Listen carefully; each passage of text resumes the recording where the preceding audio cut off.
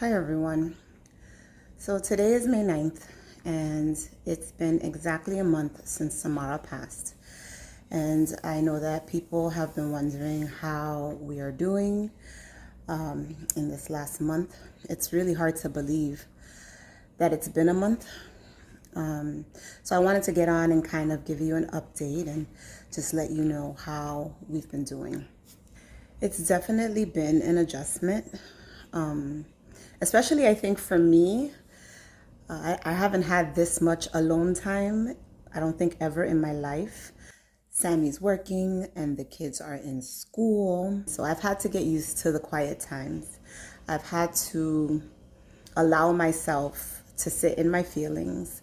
As I've mentioned in past videos, I am a big proponent of feeling your feelings and not like sweeping them under the rug. So I give myself that space to feel, to cry, to look at pictures and videos and just remember and feel what I need to feel and go through the different emotions of sadness and frustration and anger's one that I honestly haven't tried to let sit with me too much because I don't want that feeling to take over and become the primary feeling.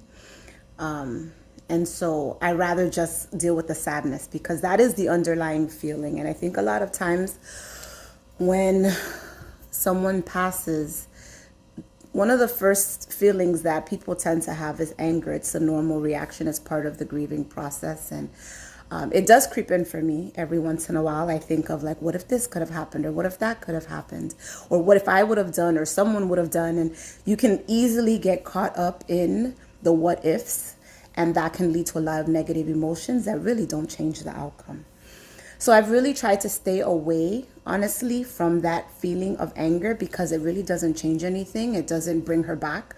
And so the underlying feeling when you're angry is something else usually, right? And so I have really just dealt with my sadness because that is the primary feeling. And that also makes me remember that I didn't explain what happened as to like what finally led to Samara's passing. And a few people have asked me and I openly share. So I didn't keep the information because of anything other than I didn't even realize I wasn't telling people unless they asked me. And so as you all know, Samara spent almost a month in the hospital before she passed and she was very sick.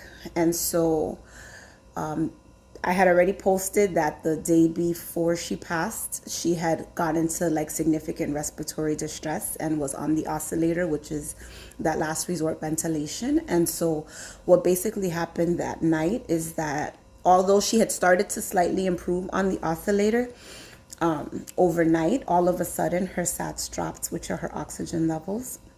And so her lungs gave out. Her body had been working very, very hard and her lungs had been trying to hold on, but her lungs finally gave out. And no matter what they did, they couldn't get her oxygen levels to come back up.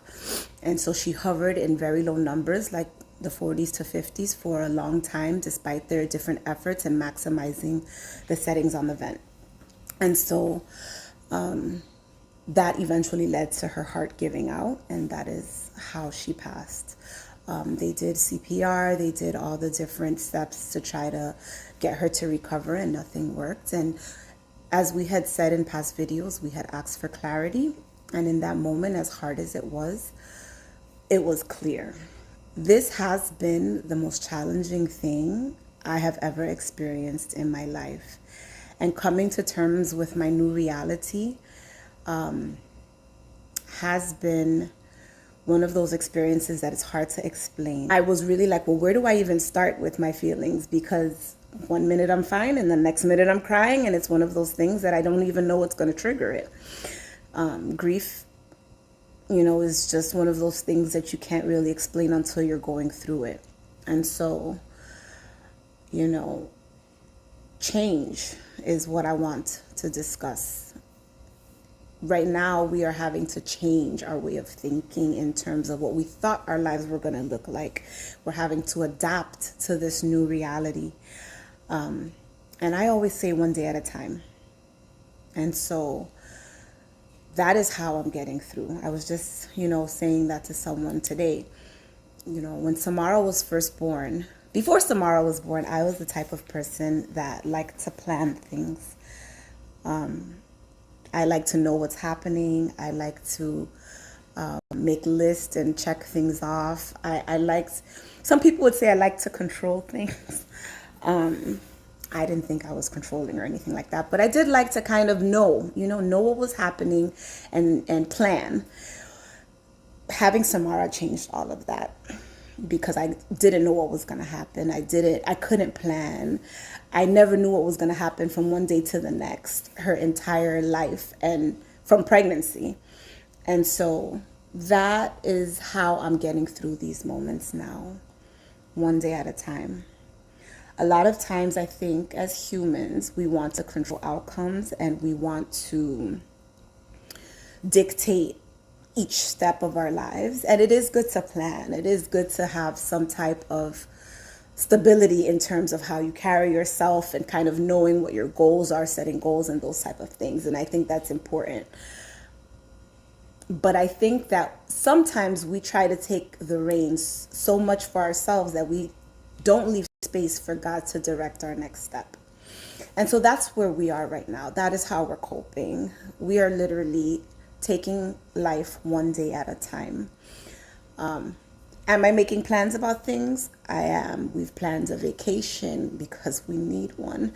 We're planning different things that I'll discuss in future videos. So we are still planning, but we have learned to take things one day at a time. Like, I need to get through today.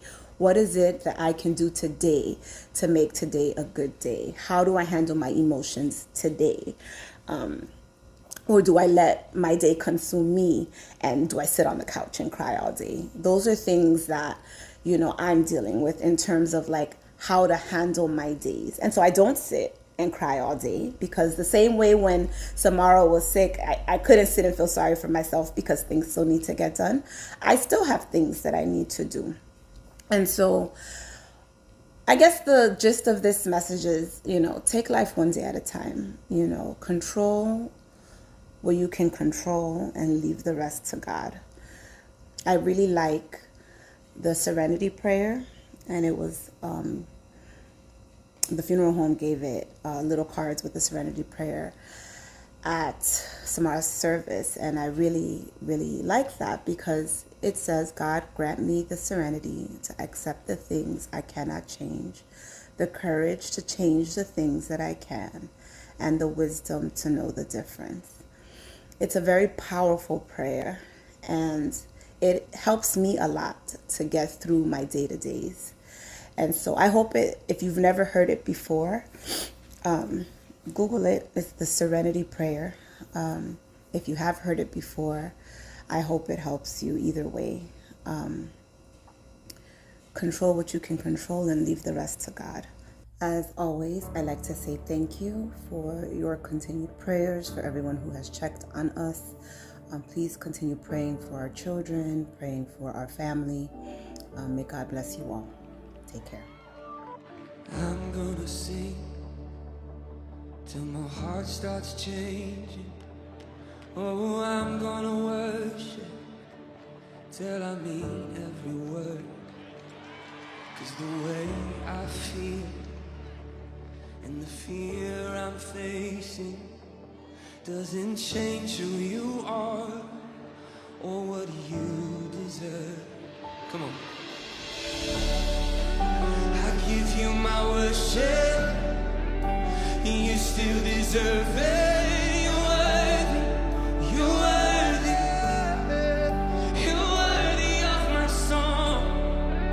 I pour out your praises in blessing and breaking.